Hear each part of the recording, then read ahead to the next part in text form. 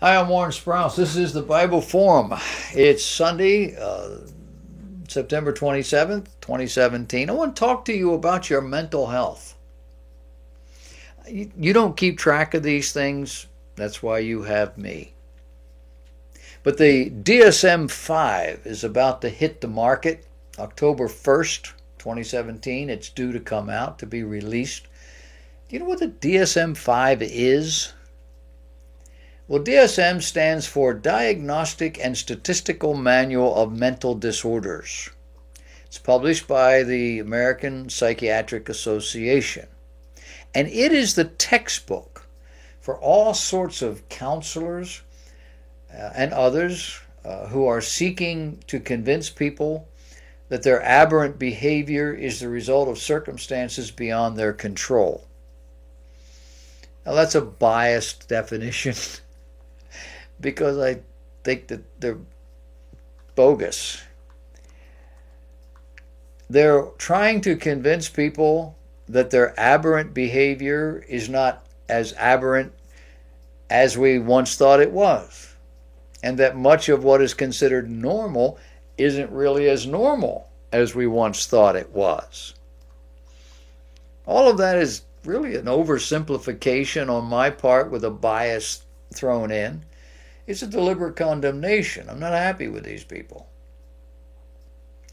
When the Diagnostic Statistical Manual, which they refer to as the DSM, began about 80 years ago, there were far fewer mental disorders than there are today. Today, based on the way mental disorders are defined or described, almost everyone has at least one. Go to a psychiatrist, he'll find that you have a couple of these problems. Are you retarded? Slightly? Moderately? Severely?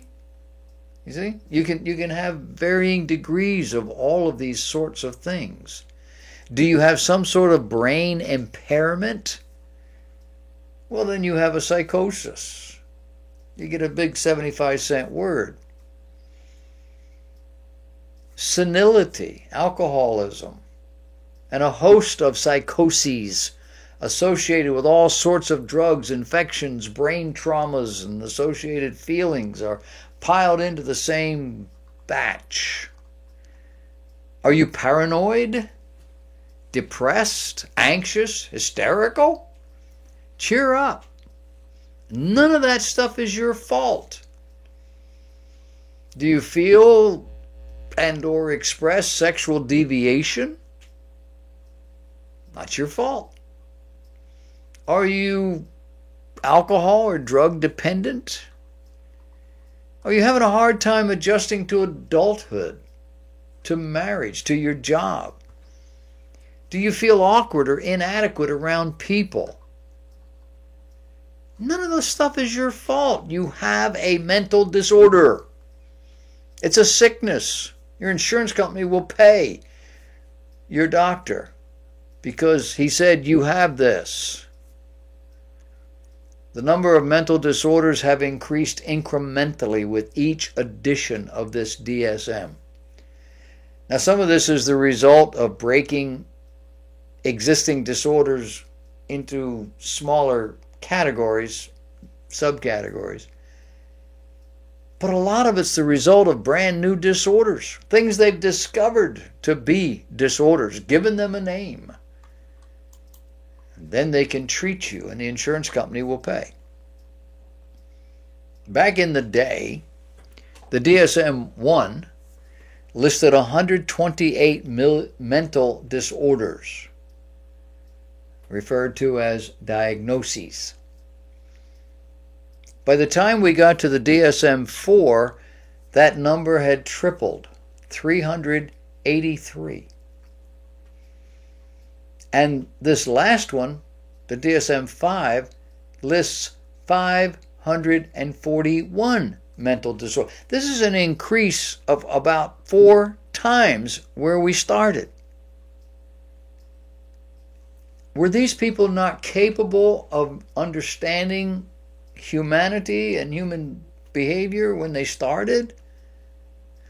Has the culture impacted our mental whatever so significantly that it's destroying us? Or are they creating disorders? The DSM-5 turns temper tantrums into a mental disorder. It makes normal grief major depressive disorder. Everyday forgetting, old age characteristic, becomes minor neurocognitive disorder. And we now have adult attention deficit disorder. Excessive eating is binge eating disorder. Domestic violence is now IPV, intimate partner violence. 541 times. We're looking at a cottage industry growing with every generation. The more people think they have a problem, the more the psychiatric industry works to give it a name. Now, I'm not including anyone, nor any issue that's real. Anyone who is legitimately struggling, people who have a legitimate issue, not of their own making. Instead, I'm criticizing the awkward and the fearful and destructive behavior that's out there by calling it all a mental disorder, not actually treating the cause, but giving you a panacea. So you're not so bad. You're not a jerk. You have a mental disorder. I have a pill or a therapy. How many of our social problems are the result of learned behavior? You grow up in an environment where people talk this way and act this way, and their morality is this way, and you end up that way yourself. It's destructive. It's painful. It doesn't work. And you end up really struggling with it. Well, the doctor can find a mental disorder to label you. But it was a learned behavior. How many is genetic? Meaning that this very well may be your normal, and they're trying to fix it. There are people whole families that are depressives. That's not fun. And it would be helpful if they had medication or something that would lift that. But to turn around and say, well, you're sick. You're broken. It's not your fault. Here, become a drug addict or a therapy nut. Label you. How much is simply antisocial behavior? Behaviors people should just simply stop. How much is artificial? Behaviors, feelings, which have either been embraced, encouraged, or ignored until they've become a problem.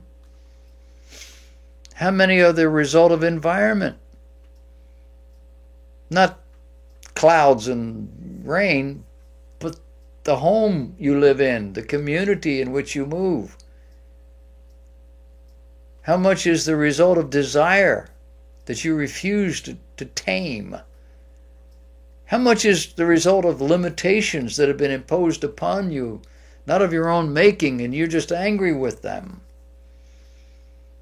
How many of these are just everyday, ordinary human fears that you weren't mature enough or wise enough to deal with, and they've got out of control? Do you have a disorder? If I'm a fearful person, is that a mental disorder or simply a genetic normalcy in my family? Or maybe it's an irrational reaction to something. Now, there are legitimate behavior, emotional issues. Most people would view them as problems. My issue is labeling them a mental disorder. In so doing, we're just confusing the issue. How? Well, simple question.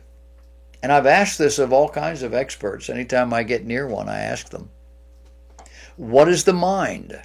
We're talking mental disorder. Tell me what the mind is. Well, the psychiatric community would tell you it's your brain. But it's not. The mind is where cognitive thought and analysis occurs. The mind processes every internal and external stimuli. The mind is where decisions are made. If all of this is brain function, think of the ramifications. We are now all being guided, driven, controlled by 3 pounds of gray matter. The sum total of my conscious existence resides where? In my brain. Choices are simply electrical impulses influenced by feeling. Wait, are my feelings a brain function? What about my soul? And why is it that the God of heaven that made us appeals to the heart and not to the brain at all? The ramifications are immense, as much as they are amazing. When you feel drawn emotionally to another person, that's a heart matter, right? Are we talking about the pump in my chest? Are we calling my brain my heart? When we're intoxicated, we tend to do strange things, think awful thoughts, say terrible things, and we cover it all with a declaration, well, that wasn't the real me. I was drunk. Can you see the confusion? The physical heart is blamed for feelings, the physical brain for decisions, while the real you seems to be something totally different.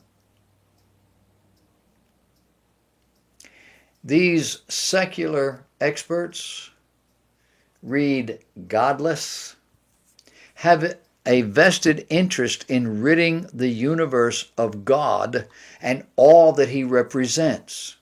They begin with Darwinian evolution, which cannot possibly stand alone, telling us that we are just simply animals with sentience.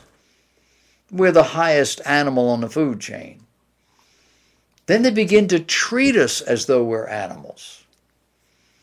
Our problems are a combination of a corrupted genetic material and wrong behavior. If we just reprogram the behavior, you solve the problem. Amen? Feed the patient drugs and you solve the problem. Lock them up in a hospital ward and you solve the problem. Give the problem a medical or technical name and you've solved the problem. No, you have not. How many people are happily in therapy? How many are happily doing drugs, convinced they're being treated for medical problems, when what they are is rebellious, stubborn, selfish, irresponsible, silly, angry, and so forth and so on? Missing the whole point because we're fixated on this mental disorder. I'm not saying everybody in therapy is like this. There are people who need medication. What I'm saying is treating the symptoms is not solving the problem. And the tendency is to treat the symptoms. 500 and whatever mental disorders. And consider the sheer number of psychiatrists and psychologists who have written books and taught courses on how to, only to discover later on that they were wrong. Ever hear of Dr. Spock? Not Star Trek. The Baby Doctor. My parents grew up with those books, raised their family. And by the time we were teenagers, he was apologizing. Today, the number and the variety of treatments are staggering. And many of them, because they're chemical, are destructive. They did away with electroshock therapy years ago because of its destructiveness. Putting electrical charges into your brain because it runs on electric. And they found that it was destructive. Outlawed it. It's back. Well, we have better control. We know we only do one side instead of two sides, but now we're doing both sides and the front too.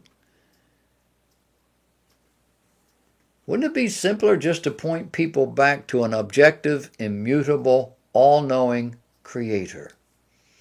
One who knows how people are to think, how people are to act, how people are to live if they want to be happy, healthy, and profitable. Wouldn't it be better to do that?